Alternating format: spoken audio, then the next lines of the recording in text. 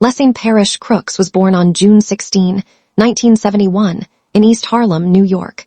3 weeks later, his mother, Afeni Shakur, renamed him Tupac Amaru Shakur. Tupac was named after Tupac Amaru II, an 18th-century Peruvian revolutionary who fought Spanish colonizers. His last name, Shakur, means thankful to God in Arabic. His family wasn't normal. His mother, Afeni, and stepfather, Mutulu, were members of the Black Panther Party. They were under FBI surveillance.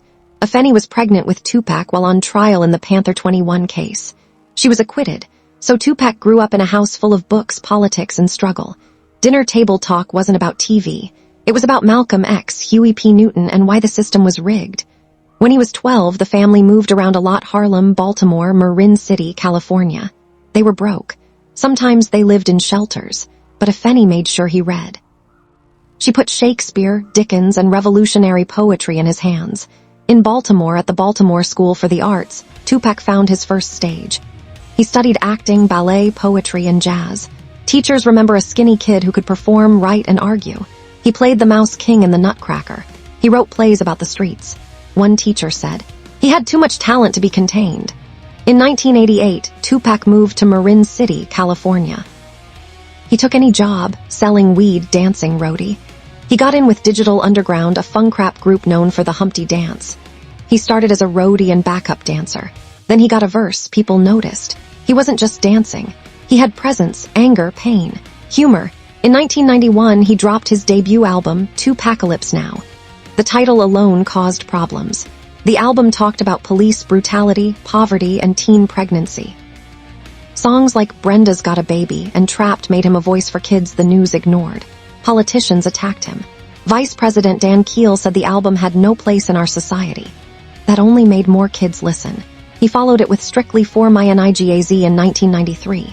Keep Ya Head Up became anthem for women. I Get Around showed he could do party music too, but Tupac wasn't just a rapper, he was acting. In 1992, he starred in Juice. In 1993, Poetic Justice with Janet Jackson. In 1994, Above the Rim. Hollywood saw him as the next big thing: intense, beautiful, dangerous. Behind the fame, he was getting into trouble, fights, gun charges. He said it was self-defense. The media called it thug life. He got the words tattooed across his stomach. For him, thug life meant the hate you gave little infants fucks everybody. It was about cycles of poverty and violence. On November 30, 1994, Tupac went to Quad Studios in New York to record. He was shot 5 times in the lobby, robbed of jewelry. He survived. He believed people he trusted set him up. He believed Biggie Smalls and Bad Boy Records knew. The East Coast versus West Coast war started right there, even if no one called it that yet. A month later, he was convicted in a separate sexual assault case in New York. He maintained it was consensual. In February 1995, he was sentenced to 1.5 to 4.5 years in prison. He went to Clinton Correctional Facility in upstate New York. And that's where everything changed. In jail, he read a lot: Machiavelli, Sun Tzu, more Shakespeare. He wrote hundreds of poems. He made a deal. If someone bylaid him out, he would sign to their label. That someone was Suge Knight, CEO of Death Row Records in Los Angeles. Suge posted a $1.4 million bond. Tupac was out in 11 months. He walked out of prison and straight into the studio. Los Angeles in 1995 was Death Row. Dr. Dre, Snoop Dogg, Suge Knight. And now Tupac. In 6 months, he recorded what would become All Eyes on Me. It dropped in February 1996. Double album, 27 tracks. It was huge. California Love with Dr. Dre. 2 of America's Most Wanted with Snoop. How do you want it? This was Tupac at his most confident, most party, most West Coast. But even on a club album, he had songs like Life Goes On and White Man's World. 3 months later, he dropped the Don Killuminati, the 7-Day Theory under the name Machiavelli. He recorded it in 7 days. The cover showed him crucified. The title was a nod to Niccolo Machiavelli.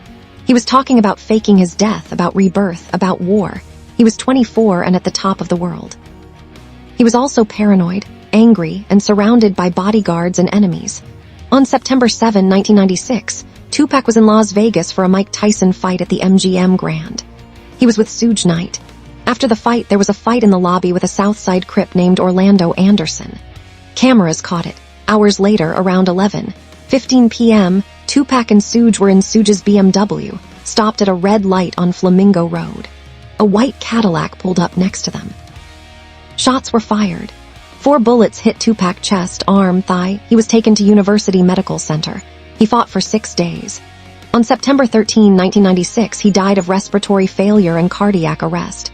He was 25. The murder is still unsolved. There are theories, documentaries, and accusations, but no one has been convicted. Tupac sold over 75 million records. He has albums still charting 30 years later. But numbers aren't why people care. He told the truth.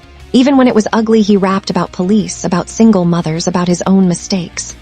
Dear Mama in 1995 was the first time a mainstream rapper made a love letter to a black mother. People cried to it. He was a poet. He published a book of poetry, The Rose That Grew from Concrete, in 1999. It was taught in schools. He could switch from gangster talk to Shakespeare in one verse.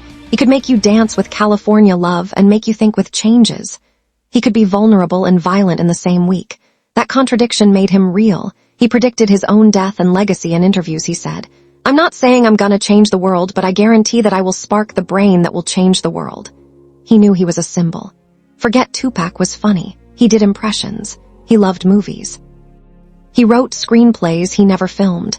He was loyal to his friends. He was messy with his enemies. He was 25 and carrying the weight of his mother's activism, his community's pain, and his own fame. Afeni Shakur, his mother, spent the rest of her life protecting his legacy through Amaru Entertainment. She died in 2016. In 2017, Tupac was inducted into the Rock and Roll Hall of Fame in his first year of eligibility. From a Panther baby in Harlem to the biggest rapper alive. From poetry classes in Baltimore to a hospital bed in Vegas. Tupac Shakur lived 25 years but packed 3 lifetimes into it. Artist, actor, activist, thug, lover, fighter. His last recorded words on tape were, "I'm not a gangster, I'm a musician, I'm an artist." World remembers him as Tupac, as Machiavelli, as the man who said what a lot of people were feeling but couldn't say. During your life, never stop dreaming. No one can take away your dreams. Tupac Shakur.